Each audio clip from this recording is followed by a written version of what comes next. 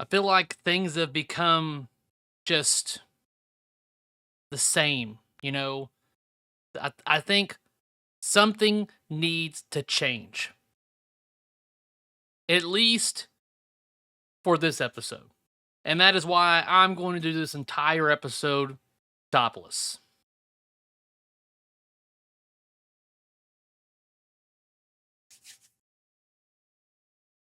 What'd you think I was talking about?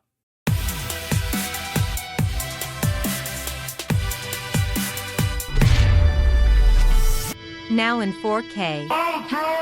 What's up, guys, and welcome back to the channel where I talk and do everything pinball. So if that sounds interesting to you, then hit that subscribe button down below. In this Omnibus episode, I'm going to go over just a list of topics here. I hate to say that this is going to be a short episode because when I say that, it tends to not be. So we're just going to go with it and see how long it is. Start off with X-Men. We had the X-Men stream. I spoke about this in length for like a good while on my live, and I feel that the consensus is that this wasn't the best stream that Stern/Jack Danger has put on to show off a game. And I think that's a little upsetting for a lot of people, including myself, because it was basically the first game in a good while that a lot of us have been excited about, that a lot of us wanted to see what this game could do. And I think it was a little bit of a letdown. It was for me, but not so much mainly on the gameplay and how poorly the players seem to be playing. For me, the only downside I have on this game right now is merely the main music. And that's the good thing. And I have to preface this right now because I know people are probably already typing, "You Stern Army folks." I'm well aware that the code isn't done. The code is currently at 0.76 according to what we saw on the stream. So, luckily, the things that I'm harping on can be fixed. And from what information we've recently obtained via Gary Stern himself, it looks like the fix is in the works. So, again, my main complaint is the main music. It just doesn't feel like X-Men. It doesn't get me a little pumped or motivated or has anything exciting about it. It almost makes me go, what music is this? Where is this from? This doesn't seem like it should be an X-Men. I mean, when you have the initial release trailer that has this type of music in it,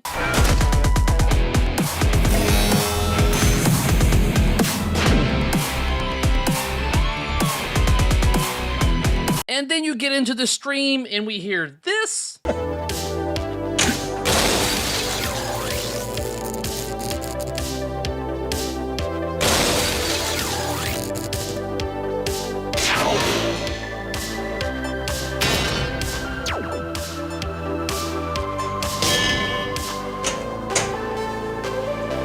Why would we not question what we're hearing? Now, there's those of you out there I saw in chat like, "Oh, this is very chill music." It shouldn't be chill music for X-Men. I know that's not just me. I mean, it shouldn't be just power all the damn time or anything, but it should be a little bit more of a, a head nodder, a good beat to it, I have some examples right here that I might throw in and I might not, but here's just some examples that I think would be at least better than what they gave us so far.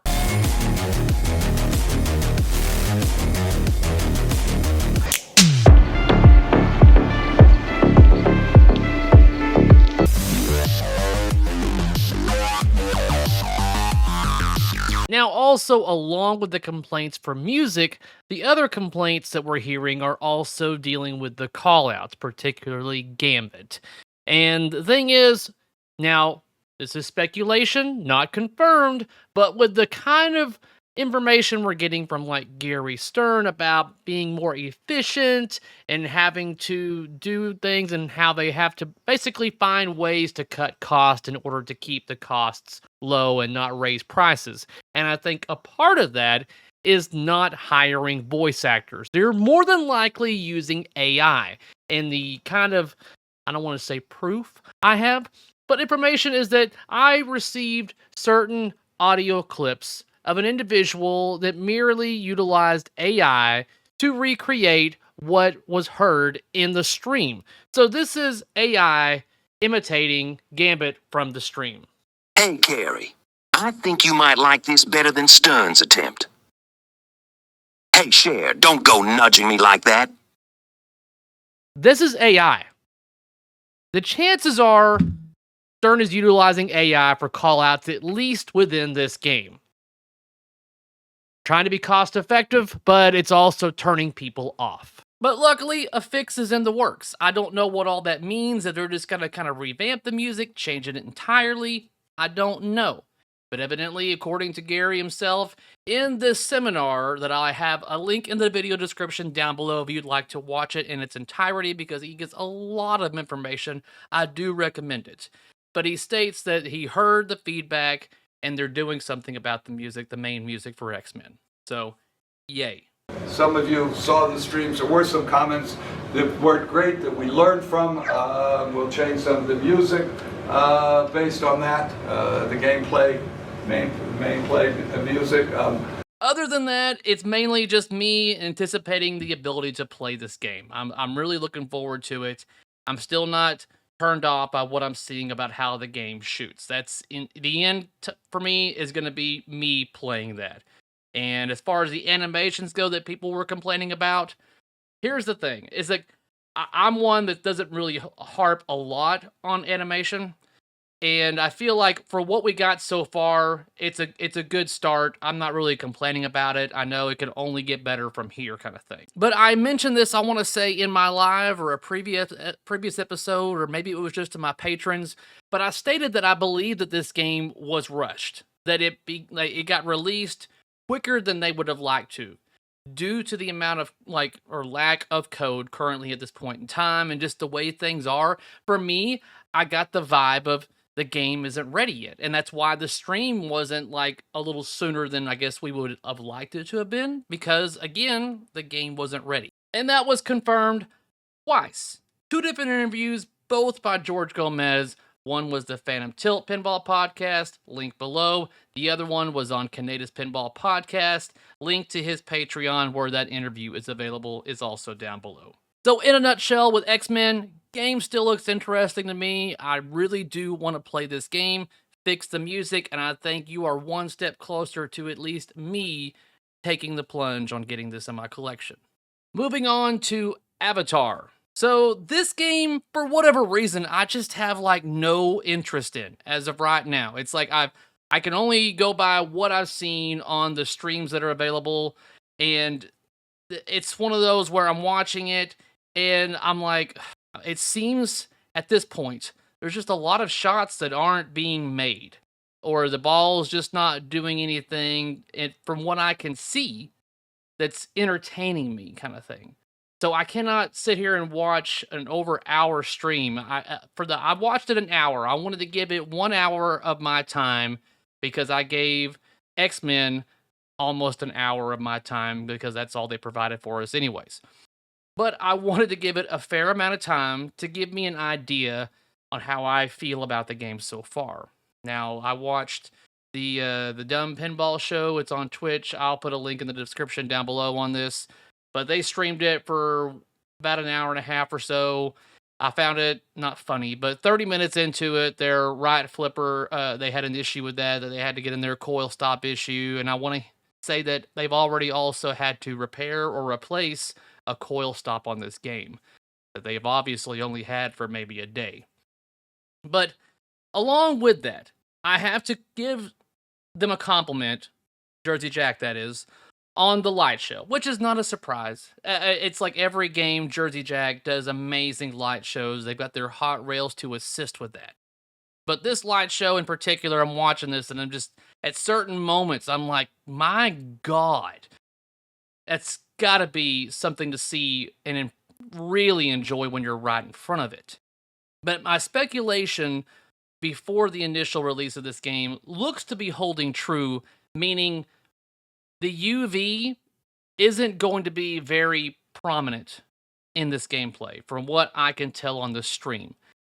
Typically, when it comes to lighting it's going to be intensified from the camera. The camera is going to allow more light to come in. Whereas currently on this stream, I'm not seeing any kind of like UV at all. So, and like during their promos, I pointed out that they had a giant UV lamp hanging over the playfield to really intensify that UV. And I feel like this game's not only, but really going to be enjoyed when you create an atmosphere or an environment to really bring it out. Meaning you're going to have a dark room, maybe some UV lamp over your machine, headphones on, stuff like that. And current point in time, I don't think this game is going to show well at Expo with the bright lights and everything around. I don't think you're going to get the whole daytime, nighttime effect very well. It's not going to put you into the world that Jersey Jack has created.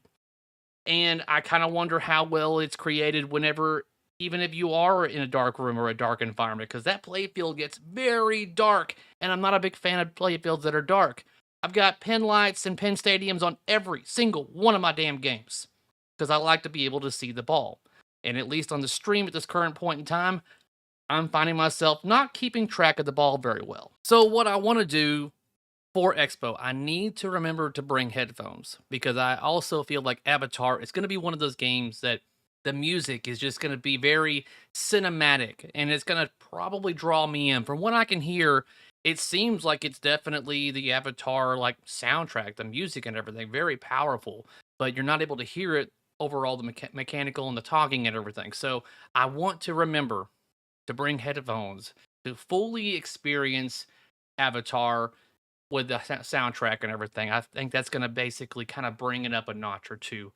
But, you know, when it comes to just how the game plays and everything, I mean, I'm just not excited for it yet.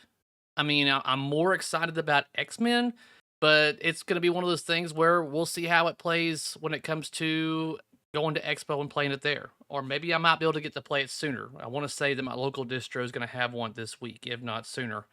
This week or sooner, but I think he's got one at his shop actually right now. So I might see if I can. I can't do it tomorrow. Damn it. So in a nutshell, for Avatar, my excitement and enthusiasm, FOMO, is very low, but that could change when I get my hands on the game. I mean, one thing you have to give it to Jersey Jack for so far is they've got plenty of lights, the light show, the code is almost complete. Although Jersey Jack, they've got the code, like, you know, spreadsheet online for you to try to decode and figure out all the different things you can do and how to get to certain things and stuff like that. I'm not doing all that homework. So let's take a little gander at the smaller manufacturers out there like Homepin. There is some gameplay now of the Blues Brothers. Let me show it to you now.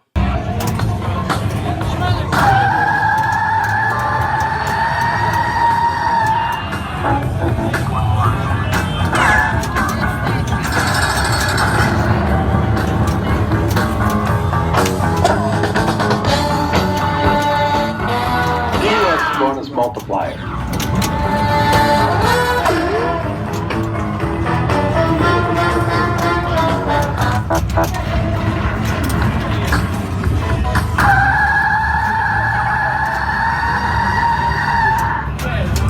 I'm gonna try not to be so negative on this. So let's look on the positive side for what we just saw with the Blue Brothers gameplay. I think that this game and what we're seeing so far with Blues Brothers should give you homebrewers out there a lot of encouragement and motivation and to build your own game, knowing that you have stuff like this is making its way into the market. This shows that anybody can make a game and make it to market, if that could be a compliment. So we have an article from Nap Arcade here talking about the updated code for Cactus Canyon Remake and how there's been some more information that's been shared showing off and stuff like that and talks about it. And this kind of makes me wonder if this is going to be something that Chicago Gaming Company is going to be showing off for Expo. Are we going to get Cactus Canyon and it's going to have the new improved code and stuff like that on there? I think that would be good. Since the other option is to show off that they're going to be doing more, Medieval Madness remakes, then no. How about you show off the code that people have been waiting on for a couple of years now? So the next game that we are scheduled to see before Expo is Dutch Pinball Exclusives Adventures of Alice in Wonderland.